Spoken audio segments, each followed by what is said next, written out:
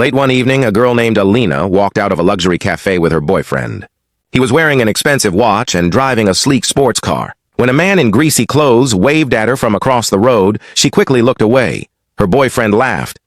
"Who was that poor guy?" Embarrassed, Alina replied, "Just someone from my neighborhood." But the man was her father, a humble mechanic who had raised her alone after her mother died. The next day, her father visited her at the university with a lunchbox. Her friends laughed at his old clothes and rough hands. Alina turned red and whispered angrily, "Dad, don't come here again. You embarrass me." Her father smiled sadly and said, "One day you'll understand that pride doesn't fix a broken soul." Months later, her boyfriend proposed to her in a fancy restaurant. But when he visited her home, he saw her father repairing a motorbike in front of their small house. The smell of oil and the sight of dirty hands made him frown. He whispered to Alina, "You told me your dad worked in business. This is shameful. I can't marry into this." Alina begged, "Please don't say that. He's a good man." But the man stood up and left.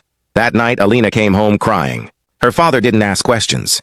He quietly handed her a glass of milk and said, "When people leave you for who I am, they were never meant for who you are." Weeks later, a new young man came to see her. He was polite and humble.